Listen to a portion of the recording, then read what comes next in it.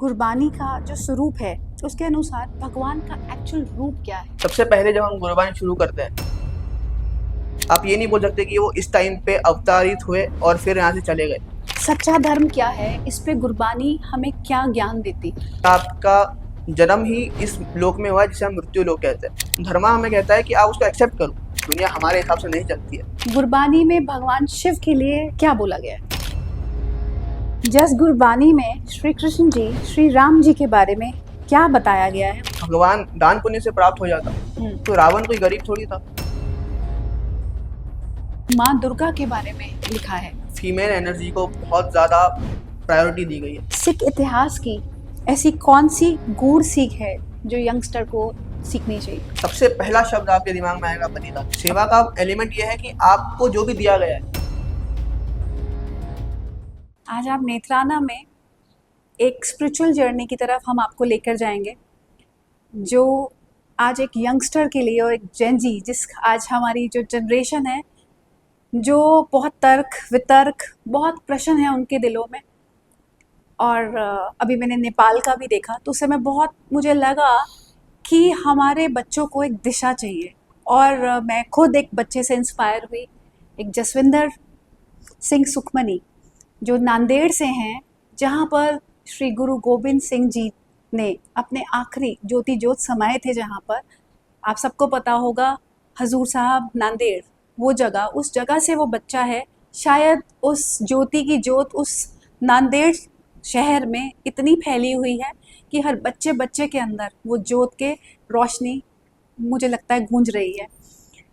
अगर जस का आप सब एक इंस्टाग्राम पेज है जिसमें 2 लाख से ज़्यादा 2 महीने में उनके फॉलोअर्स हैं, और उस बच्चे ने ये नहीं सोचा कि मैं यूट्यूब पे पेज बनाऊं और मैं उससे अर्न करना चाहूं। जो मैंने उसको बोला कि बेटा आप ये भी कर सकते हो। इस अध्यात्म का वो बच्चा आज मैं चाहूँगी कि इस पॉडकास्ट को आप बहुत ध्यान से सुनिए। ये सिर्फ बच्चों के लिए नहीं, बड़ों के लिए भी एक आँख खोलने वाला है कि इतनी छोटी उम्र में इतना ज्ञान, ये कैसे, ये तो अब हमें जस ही बता पाएंगे। इनका नाम बहुत ही खूबसूरत है और बहुत ही प्यारा बच्चा है। जस, आपका बहुत बहुत स्वागत है Netrana. Thank you very much ma'am. और जस नांदेड़ से आए हैं स्पेशली ट्रैवल करके इस पॉडकास्ट के लिए, इस अध्यात्म जर्नी के लिए, ताकि सबको अपने ज्ञान से जो भगवान ने उनको संवारा है, मुझे लगता है एक माध्यम हो। और गुरु गोविंद सिंह जी चाहते हैं कि और उस ज्ञान को सच्चे सही रूप में, गुरबानी जी का जो ज्ञान है उसको आप हर बच्चे तक पहुंच सके। और धन है वो माँ बाप जिनके आप बच्चे हैं, ऐसे बच्चे भगवान सबको दें। एक बात, जस इतनी कम उम्र में पढ़ाई, स्पिरिचुअलिटी, अध्यात्म कैसे साथ साथ चल रहा है? सबसे पहले तो मैं आपको बता दूं कि मैं जो भी बोल रहा हूँ उसको मैं बिल्कुल ओन नहीं करता। मैं कोई बहुत ज्ञानी या बहुत विद्वान नहीं हूँ। I am just a student. मैं जो पढ़ रहा हूँ या जो एक्सपीरियंस कर रहा हूँ उसको आई थिंक वो इतना ज़्यादा डीप है, इतना ज़्यादा वैल्यूएबल है कि उसको समझाने के अलावा मेरे पास कोई ऑप्शन नहीं है। अगर मेरे को कोई चीज़ पता चल रही है कि और वो चीज़ मेरे को ऐसे फील हो रहा है कि इससे किसी और का फ़ायदा हो सकता है, and I can't resist my self कि मैं उसको ना बताऊँ। That's the only reason why I am here and that's the only reason why I started this journey. ज्ञान बांटने से बढ़ता है ना? और अगर मेरे तक पहुंच सकता है तो पता नहीं कितनों तक पहुंचेगा। जी बिल्कुल। क्योंकि उन्होंने चूज़ किया है। जस, आप नांदेड़ से हैं, वहाँ के बारे में थोड़ा सा बताएं। नांदेड़ इन इटसेल्फ इज वो बहुत ज़्यादा स्पिरिचुअल जगह है। वहाँ की एनर्जीज, आप जब वहाँ पे जाओगे तो आपको किसी को बताना नहीं पड़ेगा कि आपको अगर नहीं भी पता है कि वो जगह क्या है या उसका हिस्ट्री नहीं भी पता है, तो when you will go there तो आपको वो एक्सपीरियंस हो जाएगा। That's the power. वहाँ पे जो हमारे 10 गुरु है सिखिज्म के, उनमें से जो 10th गुरु, जो शारीरिक रूप से गुरु गोविंद सिंह जी हुए, उन्होंने वहाँ पे सतयुग में तपस्या करी थी। That's the background. And then जब उन्होंने अपने इस युग में जब उन्होंने अपने जन्म को एंड करने का सोचा, अपने शारीरिक अवस्था को एंड करने का सोचा, तो उन्होंने फिर वहाँ पे जाके अपने अलोप हुए। वहाँ से उन्होंने सचखंड गमन की, जो हम बोलते हैं। सो दैट्स द प्लेस। और उसके आसपास भी बहुत सारे गुरुद्वारे हैं जहाँ से वो होते हुए आए थे, जहाँ उन्होंने अपनी लीलाएं रची थी। सो दैट्स द वो होल एक पैकेज है एक तरीके से। जब आप वहाँ पे जाओगे, when you will experience it, उसको वर्ड्स में बताने से ज़्यादा वो बेटर होगा कि आप जो मुझे सुन रहे हो, you go there and you experience that wisdom. Very true. जाके जो एहसास और जो एनर्जी है वो आप उस स्थान पे जाके ही महसूस कर सकते हो। जस गुरबानी से आप बहुत कनेक्टेड हैं और गुरबानी का जो स्वरूप है उसके अनुसार भगवान का एक्चुअल रूप क्या है? भगवान का एक्चुअल रूप, उसके लिए सबसे पहले जब हम गुरबानी शुरू करते हैं, पहले सबसे पहले पौड़ी है गुरु नानक देव जी की, जहाँ मूल मंत्र जिसे हम बोलते हैं, जी उसमें महाराज ने बता दिया है कि वो एक ओंकार है, एक है। सबसे पहली बात तो एक है, क्योंकि हम बहुत सारे लोग हम अलग अलग तरीके से उनको मानते हैं, अलग अलग स्वरूपों में मानते हैं, तो बिल्कुल हम कभी भटक जाते हैं ये सोचकर कि शायद हमारे वाले ही सही हैं और बाकी सब गलत है। बिल्कुल तो सही कहा। इसको सबसे पहले नकार दिया है कि एक ओंकार एक है और उसी से सारा सृजन हुआ है। फिर उन्होंने बोला है कि सतनाम, वो सच है, इज ट्रू। उनके अंदर ऐसा नहीं है कि कोई भेद है या किसी से ज्यादा लगाव है या किसी से कम लगाव है, ऐसा नहीं है। निर्भेद है, एक ओंकार सतनाम कर्ता पुरख। कर्ता मतलब जिसने ये सारी सृष्टि का निर्माण किया, nothing is out of it. आप जो भी देख रहे हो, जो भी एक्सपीरियंस कर रहे हो, एनीथिंग यू कैन फील और anything you can not feel, जो आपके शायद एक्सपीरियंस के बियॉन्ड भी है, वो भी उसने बनाया हुआ है। सो इट्स एक ओंकार सतनाम कर्ता पुरख निर्भव, जिसके जिसके अंदर भय नहीं है किसी चीज का, because he is the creator. So निर्भव निर्वैर मतलब वो किसी से ना डरते हैं, ना उनका किसी से दुश्मनी है या कोई अटैचमेंट है। अकाल मूरत, अकाल, this is the main word. अकाल मीन्स जिसका कोई काल नहीं है, मतलब आप ये नहीं बोल सकते कि वो इस टाइम पे अवतारित हुए और फिर यहाँ से चले गए। वो बहुत सारे उनके स्वरूप है जो आए और गए, जिन्होंने बिल्कुल। अपना काम किया। अकाल मूरत का मतलब है जो पहले भी थे, आज भी है और आगे भी अनंत काल तक रहेंगे, मतलब जिनके अंत का या जिनके निर्माण का हम पता नहीं लगा सकते। अकाल मूरत, अजूनी सहभंग मतलब वही है कि अजूनी मतलब जिसने योनि नहीं ली, जिसने जन्म नहीं लिया। ओ, गुरु प्रसाद जप मतलब आप उनकी कृपा से, गुरु की कृपा से उनका नाम जपिए, उनकी उनकी भक्ति करिए। सर ये स्वरूप बताया गया है कि वो कोई एक आप बाउंड करके किसी चीज से नहीं बोल सकते कि यही हमारे भगवान है। हाँ, ये हमारे भगवान के एक स्वरूप है, आप ऐसे बता सकते हो। बहुत सुंदर आपने व्याख्या करी। और सच्चा धर्म क्या है, इस पे गुरबानी हमें क्या ज्ञान देती? सच्चा धर्म हमें गुरबानी कहती है कि आपका जो जन्म हुआ है, आपके जन्म के साथ आपको बहुत चीज़ों से नेचुरली बाउंड कर दिया गया है, क्योंकि आपका जन्म ही इस लोक में हुआ है जिसे हम मृत्यु लोक कहते हैं। तो इसमें आपके 5 विकार है, काम हो गया, क्रोध हो गया, लोभ मोह अहंकार। तो इन चीज़ों का आप पे इफेक्ट होता है, इन चीज़ों से आप बच नहीं पाओगे, चाहकर भी नहीं बच पाओगे। सो द थिंग इज कि आप उनसे परहेज नहीं करो। आप ये मत बोलो कि मैं, आप हो सकता है बहुत लोगों के अंदर ऐसा होता है कि हमारे अंदर आ रहा है लालच आ रही है या क्रोध आ रहा है और हम उसको बोलते हैं कि नहीं हमें नहीं आ रहा है।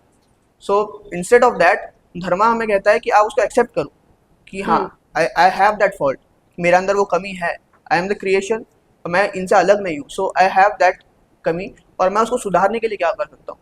तो then you have sadhana, then you have bhakti, then you have the other sources. जब तक आप मानोगे नहीं कि आपके अंदर कोई कमी है या आपको बढ़ने के लिए कोई रास्ता भी है, तब तक आप उस पर जा ही नहीं सकते हो। सो धर्मा सेज कि आप अपने आप को पहले पहचानो कि आप क्या हो, and then you just proceed towards the ultimate. तो उसमें आपके स्टेजेस है काफ़ी ज़्यादा, जिसमें जब आप चक्रास के थ्रू बोलते हो, उसको हम एक्सप्लेन करने जाएंगे तो वो सारा अलग पॉडकास्ट बन जाएगा। सो बट इट्स जस्ट कि आप खुद को पहले पहचानो, just be honest with yourself and then you proceed.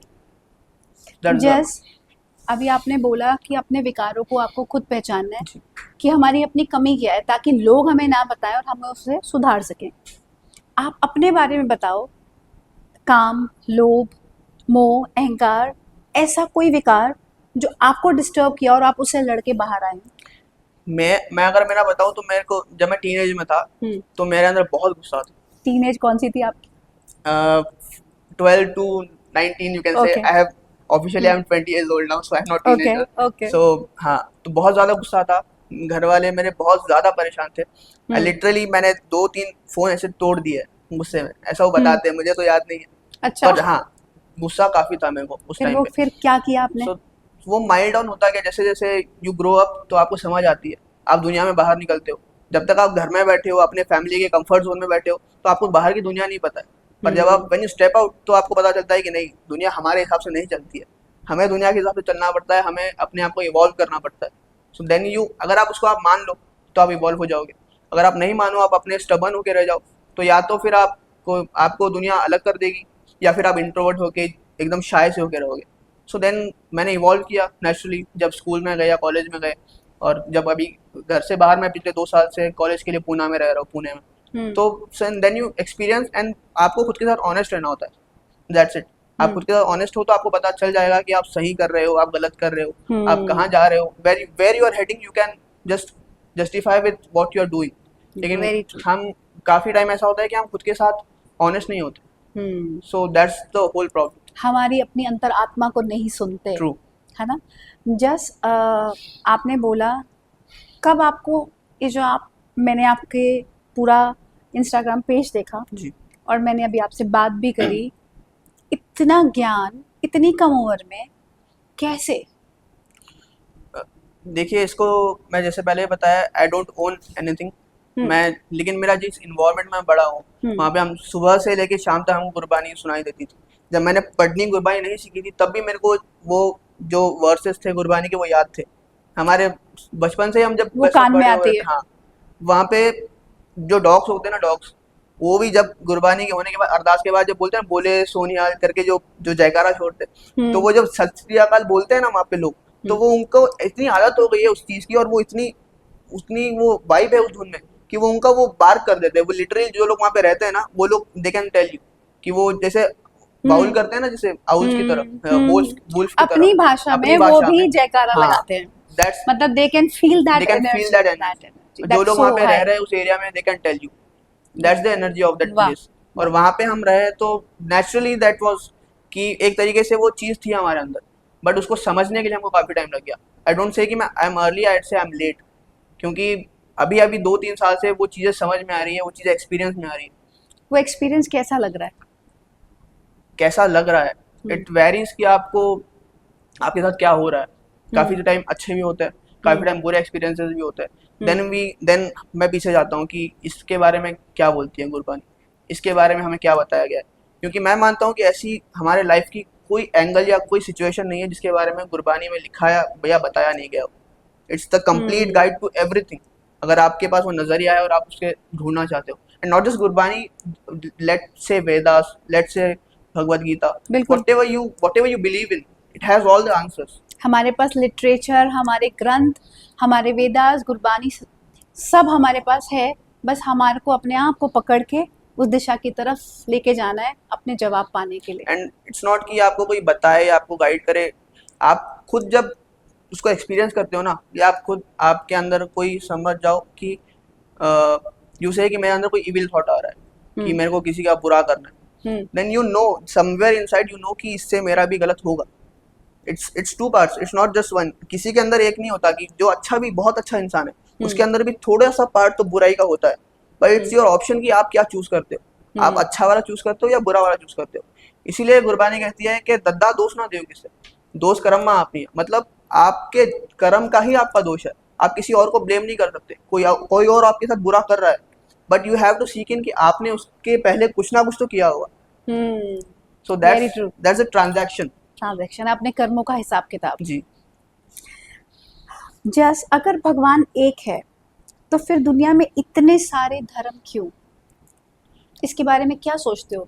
देखिए, पृथ्वी है, पृथ्वी की तरह और बहुत सारे प्लैनेट्स, बिल्कुल, हाँ, फूल है, हमारे खुद के प्लैनेट में हजारों तरीके के फूल, बिल्कुल, हमारे खुद के प्लैनेट में हजारों तरीके की स्पीशीज है। सो द क्रिएशन जो है उसके नेचर में ही है डाइवर्सिटी, बहुत सारी चीजें हैं और बहुत अलग अलग प्रकार से भगवान ने इस दुनिया को बनाया है। तो उस भगवान ने किसी चीज को बाउंड नहीं किया। इसलिए मैं बोलता हूँ कि भगवान ने रिलीजन्स नहीं बनाए, we have created religion. Yes, क्योंकि भगवान एक ऐसी क्रिएशन बोल लीजिए, क्रिएशन भी बोलना नहीं हो सकता, because he is the one who has created everybody. So भगवान एक ऐसी एनर्जी है जिसको हम डिफाइन नहीं कर सकते एक लाइन में। जैसे जाप साहब जो गुरबानी की दूसरी नितनेम जो लोग करते हैं उनको पता है, उसमें जाप साहब में गुरु गोविंद सिंह जी महाराज बोलते हैं कि तो सर्व नाम कथय कवन कर्म नाम वर्णस्मत, मतलब आपके जो सारे नाम हैं वो मैं भी नहीं बता सकता, लेकिन आपने जो हम पे उपकार किया है, आपने जो कर्म हमें करके दिखाए हैं, जैसे हमें खाना दिया है, हमें ये दुनिया दी है, हमें रिश्ते दिए हैं, तो ये चीज़ें आपने हम पे कर्म किए है, तो ये एक्सपीरियंस करके मैं आपकी उस्ताद कर रहा हूँ। लेकिन आपके कितने कर्म हैं और आपने कितनी सृष्टियों को निर्माण किया है, इसको डिफाइन करना मेरे भी हाथ में नहीं है। सो जब भगवान ने इतनी डाइवर्सिटी बनाई है सो उसको समझना एक इंसान के लिए पॉसिबल नहीं है, पॉसिबल ऑल ओवर समझना। तो हम जो है ना, स्टार्टिंग में जैसे होता था कि इजिप्शियन कंट्रीज में वो लोग सूरज की पूजा करते थे, तो उन्होंने एक्सपीरियंस किया कि सूरज से हमें एनर्जी मिलती है, सूरज से हमारे काम होते हैं, हमें ऊर्जा मिलती है, हमारे जो क्रॉप्स है वो ग्रो होते हैं। तो उन्हें लगा कि सूरज हमारे भगवान है, तो उन्होंने सूरज की पूजा करी। फिर उसके बाद धीरे धीरे समझ में आया कि नहीं, ये सारी क्रिएशन है, ये नेचर है, ये नेचर के साथ हम चल रहे हैं, तो उन्होंने नेचर की पूजा करी। इसीलिए महाराज कहते हैं कि आप आपनी बुध है जेती, बर्नत भिन्न भिन्न तो है तेती। मतलब जिसको जितना समझ में आया है उसने उसको उतना समझ वैसे के उसे वैसे भगवान बोल दिया, उसको पूजा जैसे जैसे जिसको जैसे जैसे समझ जिसको में समझ आया आया। उसने उस रूप को सोच लिया यही भगवान है। करेक्ट। और जो आप जिस रूप को भगवान मान रहे हो, इट्स 100% ट्रू। आप उसी को मान के चलोगे तो आप पा जाओगे। क्योंकि पूरी सृष्टि जिसकी है तो वो सब कुछ True. तो कहते हैं ना कि हर एक के अंदर भगवान है, तो पूरी सृष्टि में ही भगवान है, तो जिसने जिस रूप को माना उसने उसको रूप को अपना लिया। जैसे एक स्टोरी मैं आपको बताना चाहूंगा। धन्ना जाट करके एक संत है वैष्णव समाज के, तो वो देखते हैं एक बार कि उनके गुरुजी शालिग्राम भगवान की पूजा कर रहे हैं, तो वो उनको जाके बोलते हैं कि आप इनकी पूजा क्यों कर रहे हो, इससे आपको क्या मिलेगा। तो उनके गुरुजी उनको बताते हैं कि इससे हमें बहुत सारे, भगवान हमें सुख देंगे, भगवान हमारे दुख ले लेंगे, भगवान हमें इससे अच्छा जीवन देंगे। तो वो छोटे थे 7-8 साल के, तो उन्होंने बोला कि मुझे भी ये चाहिए। अब गुरुजी है, वो पूजा कर रहे हैं, वो कैसे दे सकते हैं उनको। तो वो जिद पकड़ ली उन्होंने। तो उन्होंने क्या किया, बाहर से काला पत्थर उठाया और उनको दे दिया कि ये ठाकुर जी है, इनकी पूजा करो। लेकिन उनका भोला भाव इतना इतना प्रबल था कि उन्होंने उनको बिठाया, स्नान करवाया, सिंहासन पे बिठा के उनकी पूजा करी, भोग लगाया। और उनके गुरुजी ने उनको बोला था कि जब तक इनको भोग नहीं लगाते तब तक खाना नहीं खाना। तो उन्होंने भोग लगाया।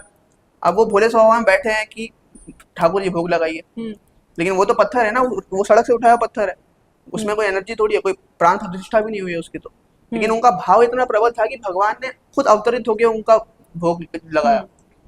तो दैट्स द पावर ऑफ जो आपका ट्रस्ट है, जो आपका भाव है, भोले भाव मिले, भोले भाव से भगवान भाव के भूखे हैं जी। और जस्ट तुमने गुरबानी को इतने पास से महसूस किया है, गुरबानी में भगवान शिव के लिए क्या बोला गया है? भगवान शिव को गुरबानी तीन, जो हमारे तीन त्रिदेव हम बोलते हैं ना, ब्रह्मा विष्णु महेश, उसी पदवी को दिया है। भगवान विष्णु, भगवान शिव और ब्रह्मा जी, इन तीनों को बताया है कि इन तीनों को भगवान ने रचना करी और इन तीनों को ड्यूटीज दे दी अपनी अपनी, कि ये आपको काम है, आपका सृजना का काम है, आपका पालन का काम है, आपका संहार का काम है। और गुरबानी के आइडियोलॉजी से अगर मैं बताऊं, मैं अपना पर्सनल ओपिनियन यहाँ पे नहीं दूंगा, गुरबानी के आइडियोलॉजी से अगर मैं बताऊं तो गुरबानी कहती है कि अनंत ब्रह्मा, अनंत विष्णु, अनंत महेश भगवान ने बनाए हैं अनंत सृष्टियों के निर्माण के लिए और अनंत सृष्टियों को चलाने के लिए। ब्रह्मा बिसन सिरे तय अग्नत, तिनको मोह भया है मत का।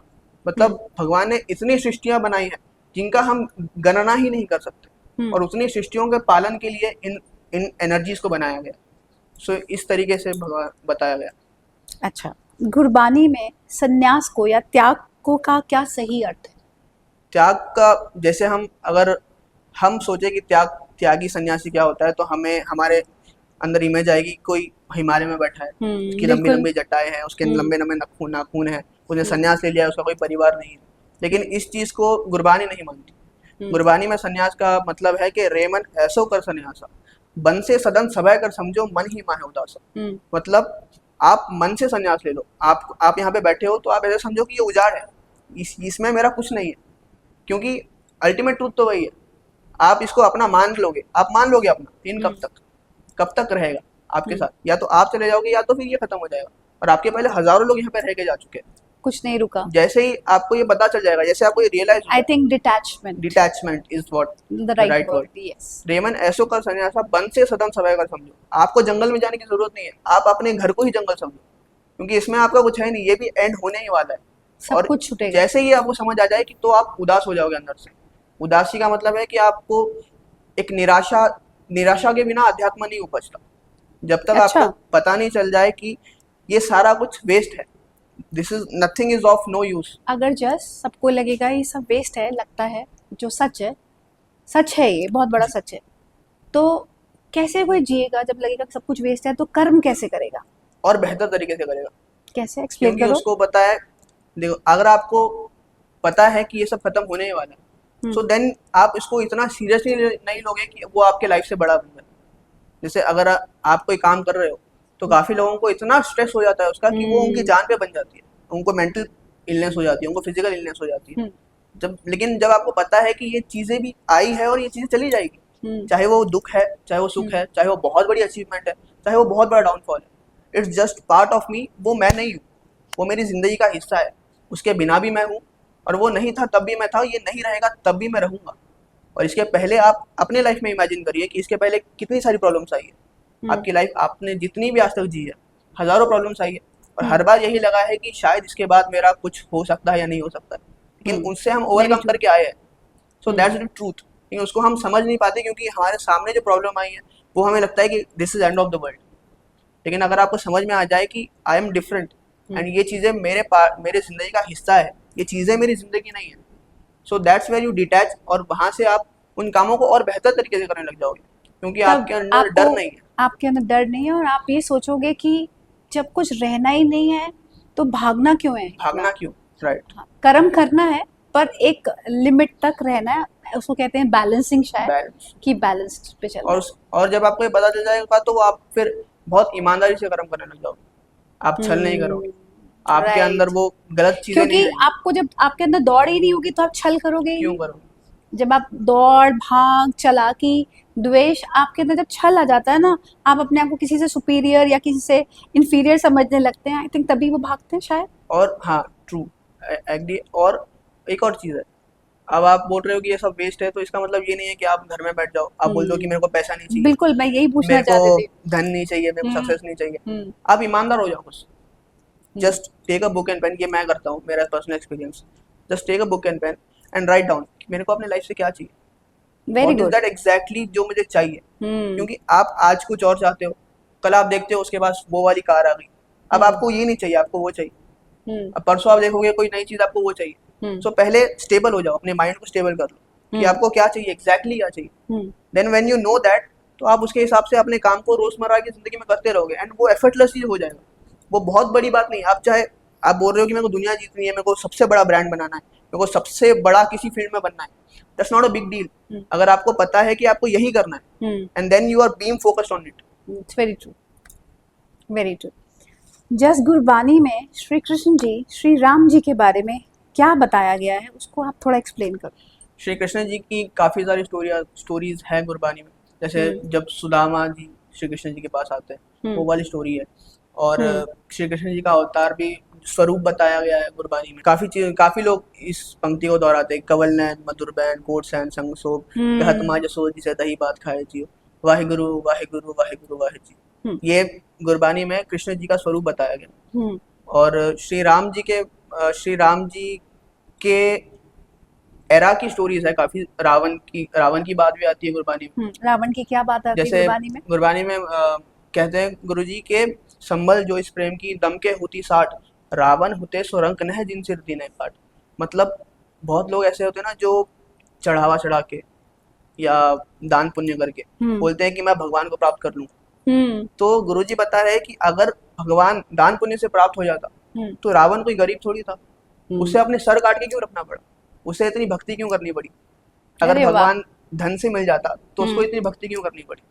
सो ये मेंशन रावण का आता है। इसका मतलब गुरबानी में कितना सुंदर व्याख्या करी है रावण जी पे कि आप भगवान को कुछ नहीं दे सकते हो, आप अपना भाव, अपनी श्रद्धा और अपना फोकस दे सकते हो। एग्जैक्टली। और श्री राम जी के अवतार के बारे में श्री दसम ग्रंथ साहिब जी में उनका पूरा अवतार बताया गया है डिटेल में। अच्छा। जो अगर आप बोलोगे कि हिस्ट्री में सबसे रिसेंट अगर कोई धार्मिक स्क्रिप्चर है जिसमें श्री राम जी का, श्री कृष्ण जी का वर्णन आया है, तो वो गुरबानी श्री गुरु दसम ग्रंथ साहिब जी है, जो श्री गुरु गोबिंद सिंह जी की रचना। उसमें अच्छा। राम अवतार, कृष्ण अवतार, ऐसे 24 अवतारों का वर्णन है। और साथ ही जो ये चंडी युद्ध हुआ था, जो माँ चंडी ने जो महकासुर युद्ध हुआ था, दुर्गा सप्तशती हाँ, के दुर्गा जी का जो युद्ध हुआ था, जो रक्त बीज के साथ जो हुआ, हाँ, ये सबका मेंशन है। सबका मेंशन है उसमें।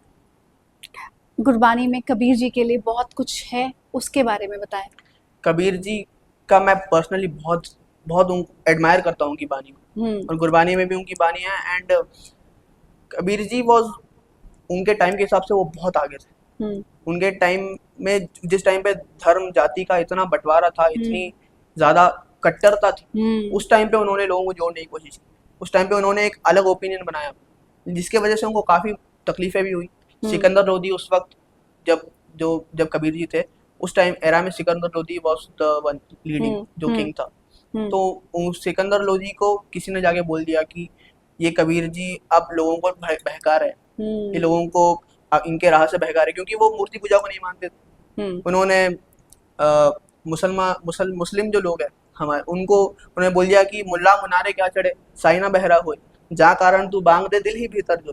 मतलब मौलवी तू उस पे चढ़ के, मीनारों पे चढ़ के जो नमाज देते, उनको कबीर जी बोल रहे हैं कि आप मीनारों पे चढ़ के किसको बुला रहे हो, आप जिसको बुला रहे हो वो तो आपके दिल के अंदर बैठा है। बिल्कुल। तो ये कर्म कांड का उन्होंने विरोध किया था। मैं ये नहीं बोल रहा हूँ कि वो गलत है, लेकिन कबीर जी ने इन कर्म कांडों का विरोध करके अंदर की भक्ति को बढ़ावा दिया था, तो इसलिए उनका काफी विरोध हुआ। और एक बार की बात है, एक स्टोरी मैं आपको बताता हूँ। कबीर जी गंगा के किनारे पे बैठे थे, और सिकंदर लोधी के कुछ फौजियों ने और गांव वालों ने उनकी झोपड़ी को आग लगा दी। तो वो कपड़ा बुनते थे, उनका बुना हुआ कपड़ा, उनका सारा सामान जल गया। उनका एक बेटा था, वो दौड़ते हुए आया कबीर जी के पास, और उसने बोला कि बापू झोपड़ी जल गई। 2 बार 3 बार बोला, कबीर जी साधना में बैठे थे, बिल्कुल हिले नहीं। तो जब चौथी बार 5वीं बार बोला, तो कबीर जी ने बोला कि राम जपत तन जर के न जाए, राम नाम चित रहो समाए। मतलब राम जपते जपते इस जो अवस्था में मैं बैठा हूँ, इसमें अगर कोई मेरे तन को भी आग लगा दे तो मैं किंचित मात्र भी यहाँ से हिलूंगा नहीं। So that was his devotion. कमाल कमाल। ये जो यंगस्टर्स हैं, इनको कबीर जी से क्या प्रेरणा, आपको क्या लगता है कि क्या मैसेज आप अपने उम्र के सहपाठियों को या अपने उम्र के जेनजी को क्या देना चाहोगे? ऐसा क्या प्रेरणा मिलती है कबीर जी? यस, कबीर जी से सबसे बड़ी प्रेरणा ये मिलती है कि you do not get influenced by your surroundings. आप अपने आसपास के लोगों से इन्फ्लुएंस नहीं होते हो।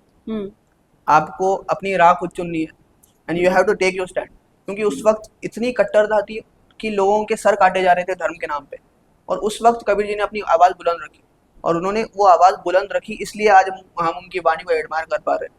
अगर वो उस वक्त डर जाते, या उस वक्त वो बोलते कि नहीं मुझे अपनी जान प्यारी है, तो शायद हम लोगों को आज उनकी वाणी मिलती ही नहीं। So that is the thing कि जब आपको पता है कि आप सही हो, तो आपको किसी और के ओपिनियन से खुद को बहकाना नहीं, you need to stand for yourself. Very nice. जप सिमरन नाम स्मरण, नाम जाप, गुरबानी में भी बोलते हैं नाम जाप करिए। आजकल प्रेमानंद महाराज जी भी कितना नाम जाप को कह रहे हैं, राधा राधा करिए। आपको क्या लगता है नाम जाप आपकी लाइफ में उसका क्या इम्पोर्टेंस है, और गुरबानी में उसको इतनी इम्पोर्टेंस क्यों दी गई है? नाम जप एक साधना है बाकी साधनाओं की तरह, लेकिन कलयुग के दौर में हमारे शास्त्रों से लेकर गुरबानी तक नाम जप को सबसे बड़ा माना गया। क्योंकि पहले के युगों में यज्ञ का ज्यादा प्रभाव था, तब साधना बहुत गहरी करनी पड़ती थी। लेकिन आज के कलयुग में हमें बहुत आसान तरीका दे दिया गया नाम जप के थ्रू। क्योंकि आप सोचिए कि जब आपका माइंड के 2 पार्ट है, सबकॉन्शियस माइंड है एंड देन कॉन्शियस माइंड है। आपके माइंड के अंदर हजारों थॉट्स आते हैं, आप उसको कंट्रोल नहीं कर सकते। लेकिन जब आप नाम जप कर रहे हो, तो वो थॉट्स को आप कंट्रोल कर लोगे। पहली बात, वो आपका कॉन्शियसनेस आपके पास आ जाएगी, एक्टिव हो जाओगे आप। क्योंकि आप इंसान को देख के बोल सकते हो कि ये या तो पास्ट की चीजें सोच रहा है, या तो फ्यूचर की चीजें सोच रहा है। 99% लोग मैं बोल सकता हूँ कि इन 2 फेजेस में रहते हैं। पर जब आप कॉन्शियसली नाम जप कर रहे हो, तो then you are in present. तो आपके अंदर एक तो पहले वो सबसे मेन चीज आ जाती है, when you are at present, उसके बाद ही आपकी सारी साधना शुरू होती है। तब तक तो आपकी कोई साधना फल नहीं देगी आपको। आप यंगस्टर जो बच्चे हैं, उनको कैसे बताओगे कि नाम जाप कैसे करना चाहिए? नाम जप का तरीका बहुत सुंदर तरीके से गुरु नानक देव जी ने बताया है। सिद्ध गोष्ठ करके एक गुरबानी में एक हिस्सा है, जिसमें गुरु नानक देव जी सिद्धों के पास जाते हैं। जब उनकी उदासी में वो होते हैं, तो वो सिद्धों के पास जाते हैं। तो चरपट योगी करके एक सिद्ध होते हैं, वो उनको पूछते हैं गुरु नानक देव जी को कि आपने बताया कि नाम जपना है, तो नाम को कैसे जपना है? तो गुरु नानक देव जी बोलते हैं कि नाम ऐसे जपो कि आपकी जबान नाम उच्चारण करे और आपके कॉन्शियसनेस, आपका जो दिमाग है वो उसको सुने। सो जैसे आप नाम उच्चारण कर रहे हो लेकिन आपका ध्यान नहीं है उसमें, तो वो उसको ऐसे बताया गया है कि जैसे आप सुई को कपड़े में डाल रहे हो लेकिन उसमें धागा नहीं है, ओ तो वो सिएगा नहीं, सिलेगा नहीं, जुड़ेगा नहीं। तो जैसे आप नाम जप करते रहो और आपकी जो कॉन्शियसनेस है वो उससे जुड़ी रहे, so then that's the right way. तो वहाँ से आपको उसके एक्सपीरियंस मिलने शुरू हो जाएंगे, then you can benefit. Just surrender कैसे कोई कर सकता है?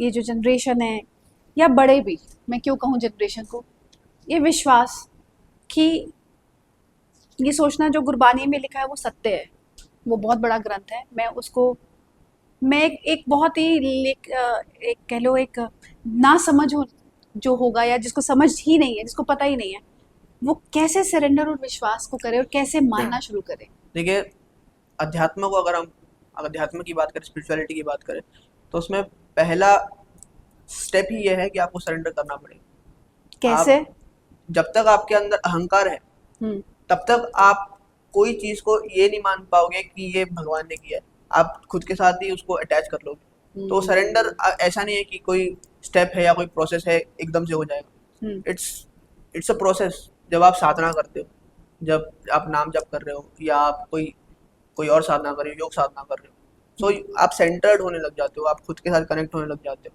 And then when you start connecting with yourself, तो आपके अंदर जो पहले प्रोसेस चल रही थी, जो थॉट्स चल रहे थे या फिर जो सिचुएशंस थी, उसको आप अलग तरीके से देखने लग जाओगे। आपका नजरिया बदलेगा, नजरिया बदल आपका जाएगा। पॉइंट ऑफ व्यू जैसे ही बदलेगा, देन यू विल अंडरस्टैंड कि ये चीज़ें तो मेरे साथ पहले भी हो रही थी, लेकिन मैं तब इनको कुछ अलग तरीके से रिएक्ट कर रहा था, अभी कुछ अलग तरीके से रिएक्ट कर रहा हूँ। सो वहाँ पे आपको ये समझ आना चाहिए कि this is not in my hand, ये मैं नहीं कर रहा था, ये मेरे से करवाया जा रहा था। क्योंकि आप अगर कंट्रोल कर रहे हो तो आपको मैं बोलता हूँ कि आप सांस ले रहे हो ना, रुक जाओ, सांस छोड़ दो, मत लो सांस। आपके कंट्रोल में है? नहीं है आपके कंट्रोल में। हम ये मान के बैठे हैं कि हमारे कंट्रोल में, and that's the root of all problems. आप अगर ओशो को आपने सुना होगा, ओशो बोलते हैं कि आप कुछ भी कुछ नहीं कर सकते। आप ओशो की एक बहुत बड़ी वाणी है कि मैं उस कमरे में भी बैठूंगा, मुझे ईश्वर वहां भी खाना देगा। आपने सुना है उसके बारे में? ओशो का मैंने सुना है काफ़ी सारी चीज़ें, और ओशो ने बहुत सारी चीज़ें ऐसी भी है जो एक तरीके से कॉन्ट्राडिक्ट कर देती है, कर दी है। आप अगर जैसे ओशो को समझने जाओगे ना, तो एक तरफ ओशो बोलेंगे कि भगवान है ही नहीं, लेकिन वो उनका बोलने का पॉइंट ऑफ व्यू अलग है।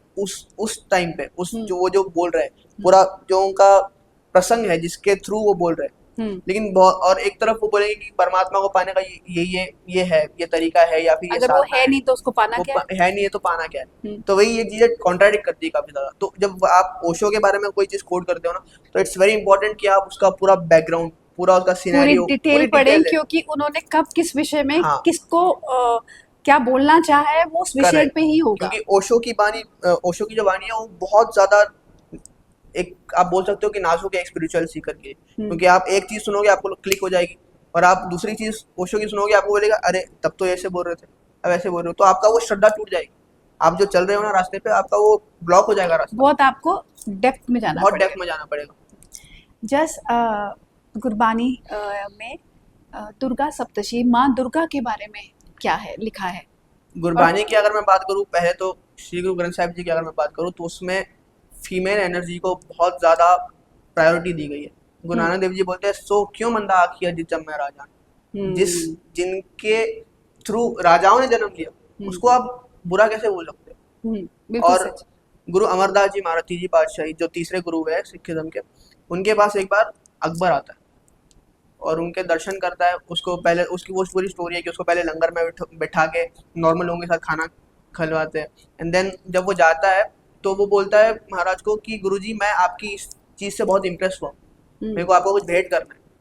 तो गुरुजी उनको बोलते हैं कि मैं आपसे कोई भेंट नहीं ले सकता, क्योंकि अगर मैंने राजा से भेंट ले ली तो ये गुरु का लंगर कैसे हुआ, ये तो राजा का लंगर हो गया, और तू आज है कल शायद तू नहीं रहेगा, लेकिन ये लंगर जो गुरु नानक देव जी ने शुरू किया है ये अनंत काल तक चलने वाला है।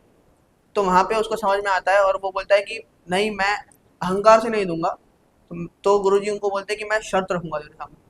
तो उसमें गुरुजी ये शर्त रखते हैं कि सती प्रथा को खत्म करो। अरे वाह। ये शर्त गुरु अमरदास जी महाराज ने रखी थी अकबर के सामने। अकबर के साथ फिर वहां से वो इनिशिएट हुआ था। तो वहाँ पे वो एग्री करते हैं। फिर अकबर उनको कुछ जमींदारी देता है कुछ गाँव की। तो ये तो हो गई गुरु ग्रंथ साहिब जी की बात। और जब आप दसम ग्रंथ साहिब जी में आते हो तो वहाँ पे तो डिटेल में वर्णन है दुर्गा का। कैसे? दुर्गा का जो युद्ध है, जो महकासुर के साथ युद्ध हुआ है, जो रक्त बीज के साथ युद्ध हुआ है, इसका मेंशन है कि बद्दल जो महकासुर रण गजया, कौन विचारे दुर्गा जी रण सच्चया। मतलब वो महकासुर बोलता है कि दुर्गा कौन है दुर्गा जो मेरे सामने आके मुझसे लड़ेगी। इंद्र जहाँ योद्धा मैं तो बचे। मतलब इंद्र जैसा महान योद्धा भी मेरे से डर के भाग गया। वो उनका युद्ध का पूरा सिनेरियो है, वो पूरा डिस्क्रिप्शन दिया गया है जो उसमें दुर्गा आपको एक सप्तशती में statement- है वही एक्सप्लेन किया गया है। हाँ, उसको आप ऐसे बोल सकते हो कि गुरु ग्रंथ साहिब जी में नॉलेज है, गुरु नॉलेज ग्रंथ साहिब जी में विजडम है, और गुरु दसम ग्रंथ साहिब जी में उसका प्रैक्टिकलिटी है। वो इवेंट हम तो जी रहे हैं ना, लाइफ जी रहे हैं, तो एक्चुअल में उन चीजों का कैसे एप्लीकेशन हुआ है। तो स्त्री को एक वुमेन पावर है, उसको गुरु ग्रंथ साहिब में कैसे दिया गया है? क्या औरत एक कमजोर या औरत को झुकना, उसको कैसे, औरत की क्या एक वैल्यू है गुरबानी में? गुरबानी में पहली बात तो यह है कि किसी को बड़ा या छोटा नहीं बताया। अच्छा। और दूसरी बात यह है कि ये भेद को मिटा दिया है बिल्कुल, कि औरत अलग और मर्द अलग। इस भेद के बारे में गुरबानी बोलती ही नहीं है कि जैसे काफी लोग बोलते हैं ना कि वो पूजा के टाइम पे या इसके टाइम पे औरतों को अलग होना चाहिए और आदमियों को मर्दों अलग का होना अलग होता है। और चाहिए। कोई काफी जगह पे ऐसा होता है कि पूजा नहीं कर सकती औरतें, या कोई मंदिर में नहीं जा सकती, या उनके जो पीरियड्स का टाइम होता है उस टाइम पे वो मंदिर में नहीं जा सकती। तो इन चीजों का बहुत खुले तौर पे खंडन किया गया है गुरबानी में, चाहे वो कबीर जी की बानी हो, चाहे वो गुरु नानक देव जी की बानी हो। इन चीजों को बहुत प्रैक्टिकल एग्जांपल्स के साथ, मेरे को अभी वो कोट से याद नहीं है वरना मैं वो कोट कर देता, लेकिन हाँ इतना मैं कह सकता हूँ कि गुरबानी में इन चीजों का खंडन किया गया, बहुत खुले तौर पे किया गया।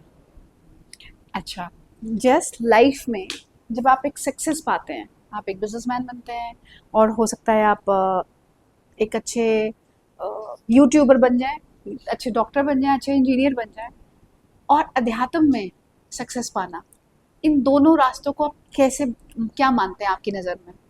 पहली बात तो ये सेंटेंस में मेरे को बहुत बड़ा एरर लगता है कि अध्यात्म में सक्सेस। अध्यात्म in itself is a success. और ऐसा नहीं है कि आपकी जो प्रोफेशनलिज्म है और अध्यात्म है इसको अलग अलग चलना पड़ेगा। गुरबानी तो आपको सिखाती है कि इनको साथ में लेके चलो। कैसे?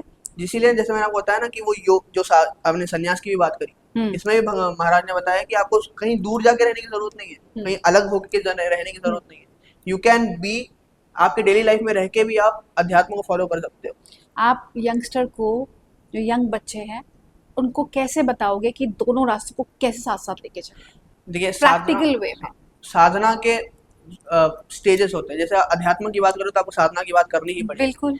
और साधना में आप, हो सकता है आप योग साधना करते हो, या आप ध्यान साधना करते हो, या आप नाम जप करते हो, तो आपकी जो भी साधना है आप। लेकिन जस्ट जो नए बच्चे होते हैं ना, अब जैसे कोई भी एक यंगस्टर है, हम एक मॉडर्न में चलते हैं, दिल्ली, बॉम्बे, कैलकाटा, जो स्कूल से आते हैं, पढ़ते हैं, उनकी लाइफ वही चलती है, फिर कॉलेज जाना है, उनको नहीं पता हाउ टू स्टार्ट। उनको लगता है कि मेडिटेशन, आंख बंद कर ली, ओम बोल लिया, चैंट कर लिया, या राम नाम करूं, या मैं राधे राधे बोलूं, और मतलब बेसिकली हाउ टू स्टार्ट। तो इसमें तो अगर आप बोल रहे हो यंगस्टर्स का, तो मैं एक और चीज़ में ऐड कर दूंगा कि यंगस्टर्स को बहुत टाइम ऐसा होता है कि दे आर कन्फ्यूज्ड इन सच अ वे कि उनको समझ में नहीं आता है कि मैं मूर्ति पूजन को मानूं, या मैं किसी गुरु को मान लूं, या मैं नाम जप कर लूं, या कोई बोलते हैं कि प्रभु साकार है, कोई बोलते हैं निराकार है, कोई बोलते हैं सिर्फ भगवत गीता का ज्ञान ही सच है, कोई बोलते हैं सिर्फ गुरबानी ही सच है। तो इन चीज़ों में यंगस्टर्स काफ़ी कंफ्यूज है। तो इस चीज़ को I can answer in this way कि जो वेदास है, या जो स्मृतिज है, उपनिषद है और गुरबानी है, ये जो बताती है वो है निराकार स्वरूप परमात्मा। मतलब इसके अकॉर्डिंग परमात्मा का कोई आकार नहीं है, और सारे जगत जो भी क्रिएशन है ये उसी का स्वरूप है। This is the first layer. उसके नीचे आते हैं हमारे महाभारत, रामायण, और जो हमने दसम ग्रंथ साहिब जी अगर जिनको बताया, तो उसमें चरित्र आते हैं काफी ज्यादा, जहाँ पे स्टोरीज के थ्रू बताया गया मैसेज। तो ये जो ज्ञान है, ये जो निराकार स्वरूप का ज्ञान है, और जो बाकी भी एलिमेंट्स का ज्ञान है जो लाइफ के, इन चीजों को, इन सेम चीजों को लाइफ में कैसे अप्लाई किया जाए, लाइफ में इन चीजों का एप्लीकेशन कैसे होगा, ये चीजें हमें हमारे अवतारों ने, हमारे भक्तों ने खुद आकर, खुद जीकर इन चीजों को बताया एग्जाम्पल के साथ। तो वो एक सेकंड लेयर है। तो आप ऐसे नहीं समझोगे कि ये बड़ा है और ये छोटा है। वो सब एक उसी पार्ट के ऑफ रूप है प्रोसेस है। और पार्ट ऑफ प्रोसेस भी, और एक ही रूप के करेक्ट, अलग अलग करेक्ट। रूप है। देन उसके बाद है, वो हो गया आपका प्रैक्टिकल में जो अवतार जब भगत हुए। देन उसके बाद है हमारी साधना। काफी लोग मूर्ति पूजन करते हैं, काफी लोग ध्यान साधना करते हैं, मेडिटेशन करते हैं। तो ये सब होगी आपकी साधना। आप पहले इस ज्ञान को समझो, देन यू विल अंडरस्टैंड कि इन चीज़ों को प्रैक्टिकली कैसे अप्लाई किया जाता है। इसके लिए ही हमारे स्टोरीज है, हमारे जो हिस्ट्री है हमारी, वो इन्हीं चीज़ों से भरी हुई है। एग्जाम्पल्स हैं हमारे पास, एग्जाम्पल्स तो है, हमें लाइव उसको एग्जाम्पल्स है हम जो उनको हुए हैं। और उनको लेकिन हाँ, सॉरी, नहीं उसको हम फॉलो कर हाँ, सकते हैं। लेकिन द प्रॉब्लम इज कि हम श्री राम की बात तो करते हैं, लेकिन उनके त्याग की बात नहीं करते। हम जय श्री राम तो बोलते हैं, लेकिन उस जय श्री राम बोलने में भी हमारा अहंकार आ जाता है। कैसे? हम जैसे हम काफी लोग बोलते हैं जय श्री राम के नारे को एक ऐसा बना दिया था कि इट्स अ साइन ऑफ कि हाँ ये है, अहंकार है। क्योंकि जो काफ़ी गैदरिंग्स होती थी बीच में, काफ़ी केसेस हुए थे जहाँ पे गैदरिंग्स में, प्रोफेशनल गैदरिंग्स में लोग जय श्री राम का नारा लगवा रहे थे, एंड देन दे से कि जो नहीं नारा लगा रहा है उनके ऊपर जो है वो हो रहा था, टॉर्चर हो रहा था। सो मेरा बोलने का मतलब इतना सा है कि आप जब बोल रहे हो, जय श्री राम बोल रहे हो, तो उसको तत्व को समझो। तो श्री राम है, उनके सारे जीवन में, सारी रामायण में आपको कहीं भी अहंकार नहीं मिलेगा, त्याग मिलेगा, त्याग मिलेगा, आपको सद्भाव मिलेगा, आपको सत्य मिलेगा। इन चीजों को आप जब आप राम बोल रहे हो, राम शब्द बोल रहे हो, तो इससे आपको इन क्वालिटीज को अपने अंदर उतारना चाहिए। जय श्री राम बोलने वाले हजारों लाखों लोग हैं, लेकिन इन क्वालिटीज को अपने अंदर उतारने वाले या इन चीजों को समझने वाले, जानने वाले लोगों की बहुत कमी है। Very true. सुख और दुख के बारे में गुरबानी क्या सिखाती है? सुख और दुख दोनों को, एक तो पहले बता दूं कि सही या गलत नहीं बताया गया, या ऊपर या नीचे नहीं बताया गया। इन दोनों को समान अवस्था बताया गया, और इन दोनों को स्पिरिचुअलिटी का, अध्यात्म का इक्वल दुश्मन बताया गया एक तरीके से। क्योंकि चाहे आप सुख में हो, चाहे आप दुख में हो, जब आप उसमें इंडल्ज होते हो ना, तो आपके लाइफ में आप स्पिरिचुअलिटी के तो अलग हो जाते हो। क्योंकि चाहे आप दुख में आपके अंदर दुख इतना होता है कि आप ध्यान साधना कर ही नहीं पाओगे, नाम जप कर ही नहीं पाओगे। सुख के अंदर आप इतने फूल हो जाते हो कि आपको कोई सुध बुध ही नहीं रहती भक्ति। जैसे गुरु नानक देव जी एक बताते हैं एग्जाम्पल के साथ, कि जैसे एक बदक है, तो वो बदक कभी कभी जो मछली है उसे खाने के लिए अंदर चला जाता है, डूब जाता है अंदर दरिया के, लेकिन फिर वो वापस ऊपर आ जाता है। ठीक इसी तरीके से जब आपके अंदर दुख आए, जब आपके लाइफ में दुख आए, आपको हो सकता है आप अपनी साधना से हट जाओ, आप अपने ध्यान मार्ग से हट जाओ, आप डूब जाओ, लेकिन जैसे बदक अंदर जाता है तो अंदर रहता नहीं है, वापस ऊपर आता है। उसी तरीके से आप वापस आ जाओ अपने रास्ते, यू रीस्टार्ट। या तो ऐसे कर लो। तो अध्यात्म इज लाइक कि आपको खुद को एनालाइज करना पड़ेगा। देयर इज नोबडी जो आपको पॉइंट पे गाइड करता रहे।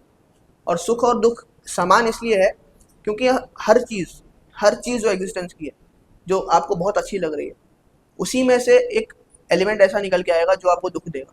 जैसे कॉइन है, आप किसी को कॉइन मांग रहे हो, तो आप उसको ये तो नहीं बोल सकते कि मुझे कॉइन का एक वाला साइड दे दो और सेकंड साइड मत दो, ये हो ही नहीं सकता। कॉइन आप जब ले रहे हो तो दोनों साइड आएंगे। ठीक उसी तरीके से जब आप सुख ले रहे हो तो दुख के साथ आएगा नेचुरली। जैसे आप कोई चीज़ से अटैच हो, तो नेचुरली है कि वो चीज़ आपसे दूर जाएगी, चाहे वो कोई इंसान हो, चाहे वो कोई जगह हो, चाहे वो आपका कोई बहुत प्यारा इमोशन हो। आप सुख आएगा आपके साथ, बहुत अच्छी फीलिंग आएगी, लेकिन वो रहेगी थोड़ी। तो वो कहीं बाहर से नहीं आ रहा है, उसी इमोशन में से या उसी चीज़ में से आपका दुख निकल के आ रहा है। जात पात गुरबानी के में जात पात को, इक्वालिटी को कैसे बताया गया है? गुरबानी में मुसलमान संत भगत फरीद जी, उनकी वाणी है, कबीर जी की वाणी है, रविदास जी की वाणी है, भगत सैन जी की वाणी है, भगत धन्ना जी की वाणी है। और गुरबानी एक इकलौती ऐसी टेक्स्ट है जिसमें किसी एक नाम से आपको बाउंड नहीं किया गया।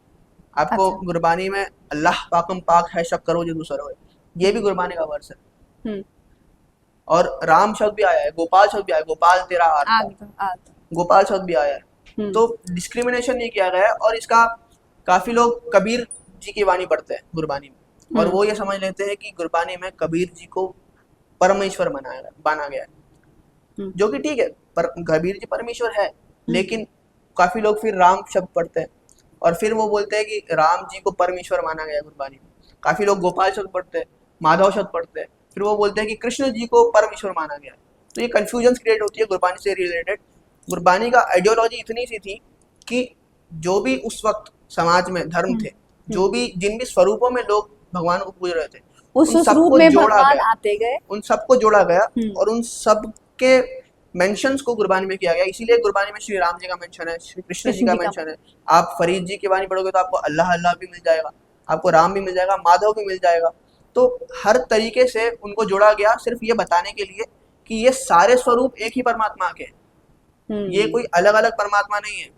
और कोई मतलब कोई ऊंचा नहीं है, कोई कम कोई नहीं ऊंचा है, नहीं है, कोई एक ऊंचा ही नहीं है है। वो एक ही जोत है। गुरु गोविंद सिंह जी तो साफ साफ बोल देते हैं, हिंदू तुर्क को रावसी इमाम साफी, मानस की जात सब है के पहचानो। चाहे वो हिंदू है, चाहे वो तुर्क है, चाहे वो किसी भी जाति का है, पहले तो वो इंसान है। इंसान। जो सिख इतिहास की ऐसी कौन सी गूढ़ सीख है जो यंगस्टर को सीखनी चाहिए? सिख इतिहास की आप बात करोगे तो सबसे पहला शब्द आपके दिमाग में आएगा बलिदान। बलिदान की नींव पे ही सिख पंथ को रखा गया है। चाहे वो आप गुरु नानक देव जी की बात कर लो, उनको अकबर ने जेल में बंद किया था। चाहे आप गुरु अर्जन देव जी की बात कर लो, उनके पर तपती तवी पे उनको बिठा के उन पे रेत डाली, और तब भी जब उन पे रेत डाली जा रही है तो वहाँ पे एक मुस्लिम फकीर होते हैं, वो महाराज को देख के रोते हैं, उनके आंख में आंसू आ जाते हैं। लेकिन महाराज बैठे होते तो महाराज उनको बोलते हैं, मियाँ छोड़ो प्रीति चाम से, क्या हुआ जो तन गया, हम शीतल है हर नाम से। मतलब इस तन की प्रीत आपके अंदर क्यों है? हमारे अंदर जो नाम चलता है, वही जो हमने कबीर जी की बात करी थी, वही चीज है कि आप हमारे तन को चाहे जितनी तकलीफ दे दो, हमारे अंदर जो अध्यात्म है आप उसको छीन नहीं पाओगे। ये है ब्यूटी अध्यात्म की, और इसको निखारा गया है बहुत सिखिज्म में। बहुत सिख इतिहास में आपको चीजें ऐसी मेंशन ऐसे मिलेंगे जहाँ पे बहुत कष्ट दिया गया है। जैसे भाई तारू जी, भाई बहुत सारे ऐसे हुए हैं जो कि जिनको बहुत तकलीफ दी गई। आप इतिहास पढ़ोगे तो खोपड़ियां निकलवा दी, लेकिन उन्होंने सिख केस नहीं कटवाए। अच्छा। गुरु तेग बहादुर जी जब गए थे दिल्ली, जब कश्मीरी पंडितों ने उन्हें आके कहा कि हमारे धर्म को परिवर्तन किया जा रहा है, तो उन्होंने बोला कि अगर मुगल साम्राज्य सिर्फ मुझे इस्लाम कबूल करवा दे तो उन्हें बोल दीजिए कि सारे हिंदू इस्लाम कबूल कर लेंगे।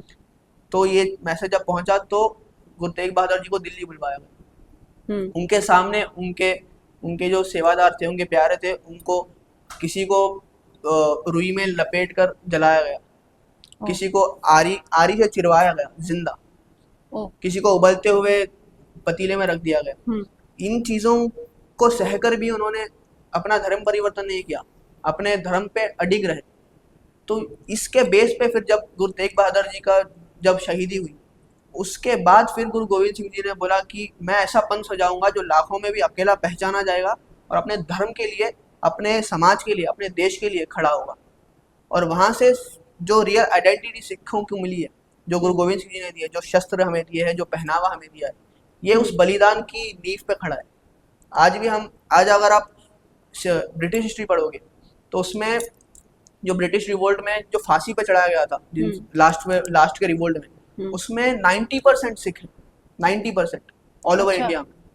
ये आप गूगल भी कर सकते हो, इज द फैक्ट। सो वो स्पिरिट जो है ना कि मैं अपनी जान से ऊपर किसी और को रखूंगा, ये स्पिरिट सिखिज्म ने हमें दिया। बिल्कुल। और सेवा, सिखिज्म मतलब सेवा।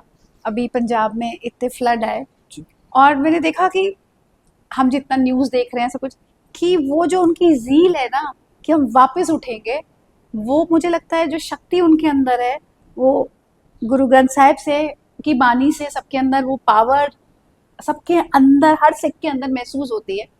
सेवा को थोड़ा एक्सप्लेन करो। सेवा का सबसे मेन एलिमेंट ये है कि आपको सेवा का अहंकार ना हो। सेवा का अहंकार ना हो। जैसे ही आप ये बोलोगे कि ये सेवा मैंने की है, वो सेवा खत्म हो जाएगी। जैसे गुरबानी बोलती है कि कुंचर स्नान की तरह है सेवा। जैसे आप सेवा करो और आप बोल दो कि ये सेवा का मुझे अब मैंने की, तो वो ऐसा है जैसे कि हाथी को नहलाया जाए। जैसे हाथी को नहलाओगे, आप साफ कर दोगे, जैसे ही वो उस दरिया से बाहर आएगा वो खुद को मिट्टी में डाल देगा। ठीक उसी तरीके से आप बहुत अच्छी सेवा करोगे, बहुत मन से सेवा करोगे, लेकिन अगर आप उसका अहंकार कर लोगे तो वो सारी कीरी करे किराए पे आपका पानी फिर गया। This is the first element of सेवा। अच्छा। अगर आप सेवा करके खुद ने किया ये मान लोगे तो वो सेवा खत्म। सेवा का एलिमेंट ये है कि आपको जो भी दिया गया है, सबसे पहले तो आप ये मानो कि आपको सब कुछ दिया गया है, आपके ऊपर वो नियामत है, आपका खुद का कुछ नहीं है। कुछ नहीं। तो जब आप ये चीज समझोगे तो आपकी एक रिस्पॉन्सिबिलिटी बनती है कि जो मुझे दिया गया है उससे मैं कुछ हिस्सा किसी जरूरतमंद को दूं, उससे मैं कुछ हिस्सा किसी को दूं, परोपकार की भावना आपके अंदर हो। जो गुरबानी में बोला गया दसवंत, जी, दसवंत। दसवंत को बहुत बोला गया कि अपना दसवंत देना है, उसके बारे में बताओ। दसवंत इज द 10th, 10वां हिस्सा आपकी कमाई का।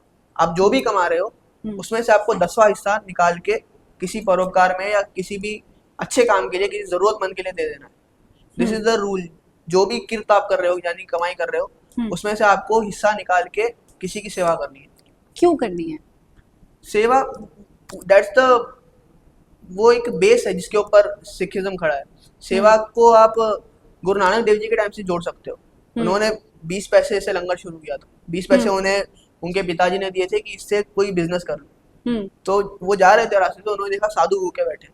उन्होंने उस 20 पैसे का राशन लिया और उन साधुओं को लंगर करवा दिया। वहां से ये प्रथा शुरू हुई है और तब से ये सेवा का भाव सिखिज्म में अडिग तरीके से, जैसे आप मान लो कि इसे सेपरेट किया ही नहीं जा सकता, इट्स द नेचर। जैसे आप बोलोगे ना सिख को बनाया गया है एज अ वॉरियर, तो सिख को वैसे ही उतना ही करुणा भी दी गई है, उतनी एम्पैथी भी दी गई है कि आप जरूरतमंद के लिए खड़े हो और आप जरूरतमंद को मदद भी करो। वंड के छकना जिसे बोलते हैं कि आप आपके पास जो भी है उसे आप बांट के खाओ, मिल बांट के खाओ। दद्दा देंदा दाता एक है, सबको देवनहार, देंदे टूट ना आवे अगणित भरे भंडार। अगर आप दे रहे हो तो आपको कोई कमी नहीं रहेगी। मतलब बांटना सीखिए जी, तो आपका भंडार भरे रहेंगे और सेवा करते रहिए और सेवा का अहंकार ना करिए। थैंक यू जस, आपने इतने सुंदर तरीके से, और मुझे लगता है यंगस्टर को बहुत समझ में आई होगी कि ध्यान कैसे करना है, ध्यान का मतलब क्या है। राधे राधे या गुरु ग्रंथ साहिब जी को मानिए या अल्लाह मानिए, जो जिसको मानना है, बट जो जस ने बोला कि जब हम नाम जाप करते हैं तो हम अपने आप को फोकस करते हैं और अपने अनकॉन्शियस माइंड को हम और आगे। आपका नाम की विधि सिंपल सी बताई गई है कि आप नाम आपकी जबान जपे, मतलब आप, क्योंकि जो सिद्ध होते हैं ना उनके मन में वो नाम आ जाता है, तो वो चाहे सोए हुए हैं, वो चाहे जाग रहे हैं, वो चाहे कुछ भी कर रहे हैं, उनके अंदर वो नाम ऑटोमेटिक चलता रहे। बट लेकिन जब आप शुरू कर रहे हो हाँ, तो देन आपको बताया गया है कि जैसे मथा जाता है ना माखन को, वैसे आप अपने जबान पे नाम को मथते रहो। जैसे आप बोलो, जैसे वाहिगुरु वाहिगुरु, और ये धुन आपकी आनी चाहिए आपके नाभि से आपकी आवाज उठनी चाहिए, वाहिगुरु। ये तो ये आपको फील होगी, एनर्जी आपको फील होगी जब आप बोलोगे। एंड देन जब आप ये बोल रहे हो तो आपके कान उसको सुने, आप सुन रहे हैं, आप बोल रहे हो और आपके कान उसको सुन रहे हैं। देन वो एक वो बन जाता है, एक लेयर बन जाती है जिसके थ्रू आप चल सकते हो, जो एक साधना बन जाएगी। लेकिन आप बोलते जा रहे हो और आपके अंदर वो भाव ही नहीं है, तो चाहे आप पूजा कर लो, चाहे आप पाठ कर लो, चाहे आप जो मर्जी कर लो। बेसिकली जो आप जाप कर रहे हो वो आपको आपकी अंतरात्मा को सुनाना है जी, है ना। यही एक रास्ता है ताकि हम अपनी अंतरात्मा, सबके अंदर भगवान है, उस नाम से अपने माइंड को, हमने अनकॉन्शियस माइंड को जागृत करके अपनी आत्मा को जागृत करना है। कबीर जी बोलते हैं माला तो कर मैं फिरे, जीप फिरे मुख माए, मनवा तो धली से फिरे, यह तो सिमरन ना है। अगर आपकी माला आपके कर में घूम भी रही है लेकिन आपका मन हजारों जगह पे घूम रहा है तो ये आपका सिमरन नहीं हो सकता। जैसे गुरु नानक देव जी की एक स्टोरी मैं आपको बताता हूँ लास्ट। गुरु नानक देव जी को कुछ मौलवी बोलते हैं कि आप बोलते हो कि कोई धर्म बड़ा नहीं है, कोई धर्म छोटा नहीं है, तो आओ आप हमारे साथ नमाज पढ़ो। गुरु नानक देव जी बोलते हैं ठीक है, तो वो चले जाते हैं मस्जिद में। वो तो बैठ के नमाज पढ़ रहे होते हैं, गुरु नानक देव जी पीछे खड़े हो जाते हैं। फिर जब उनकी नमाज पूरी हो जाती है तो वो गुरु जी को बोलते हैं कि आपने तो हमसे झूठ बोला, आपने तो बोला था कि आप हमारे साथ नमाज पढ़ोगे, लेकिन आप तो पीछे खड़े हो गए। तो गुरु जी उनको बोलते हैं कि आपने जो नमाज पढ़ी वो आपकी अदा कैसे हुई, वो आपकी परवान कैसे होगी, क्योंकि आप तो घोड़े खरीदने गए थे जब आप बैठे हुए थे। तुम गुरु जी को तो अंतर्यामी है ना, उनको तो अंदर की खेड़ पता है। तो बोले आप तो घोड़े खरीदने गए थे, आप तो आपके बकरियों के बारे में सोच रहे थे कि मैं उनके बांध के आया हूँ या नहीं आया हूँ, तो आपके अंदर तो ये चिंतन चल रहा था, तो आपने भक्ति कहाँ करी।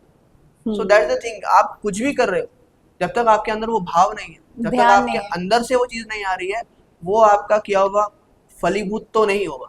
जस्ट हम लोग बचपन में कहते थे ना, बच्चों को कहते हैं कि ध्यान से पढ़िए, ध्यान से पढ़िए। वो ध्यान ही तो सीखना है। वो ध्यान क्या है? चाहे वो पढ़ना है, चाहे वो बिजनेस करना है, चाहे वो पढ़ाई करनी है, चाहे वो लाइफ में कुछ बनना है, या स्पिरिचुअल होना है। स्पिरिचुअल होने का मतलब ये नहीं है कि जंगल में जाना है, जैसे जस ने बताया कि अपनी रोजमर्रा की लाइफ जिए। थोड़ा सा ध्यान अपने ऊपर दीजिए कि आप कर क्या रहे हैं। अवेयरनेस जिसे कहते हैं, कि थोड़ी सी अपनी सराउंडिंग, कहाँ उठ रहे हैं, कहाँ बैठ रहे हैं, क्या सोच रहे हैं, अपनी सोच पे अवेयरनेस रखिए। और अगर इतनी कम उम्र में जस ये इतना ज्ञान प्राप्त कर सकता है, इसका मतलब भगवान तो सबको दे रहा है, तो आप भी पा सकते हैं। और आई थिंक स्पिरिचुअल होने का मतलब ये नहीं है कि हम स्पिरिचुअल बात ही करते हैं। हमारे काम में, हमारे बिजनेस में हम आई थिंक बहुत कनेक्ट हो जाते हैं और हम बहुत सही वाइज डिसीजन ले पाते हैं। तो उसे ही कहते हैं ध्यान में रहना। और ये आज हमें जस की बातों से पता चला। जस, आपने हमें इतना कुछ बताया, आपका बहुत बहुत धन्यवाद। आप इतनी दूर से आए यहाँ पर। और मैं सब बच्चों को कहूँगी कि आप सब थोड़ा थोड़ा, थोड़ा थोड़ा, आप बहुत नहीं कर सकते, थोड़ा सा स्टार्ट करिए नाम जाप करना। नाम जाप से ही आपके ब्रेन को एक पावर मिलेगी। पहले बोलना है नाभि से करते हुए, जो कानों तक जाए, फिर स्लोली स्लोली अपने माइंड को वो नाम का जाप देना है। ये टेक्निक क्यों दी गई है? नाम कोई भी लीजिए, सब नाम एक ही हैं।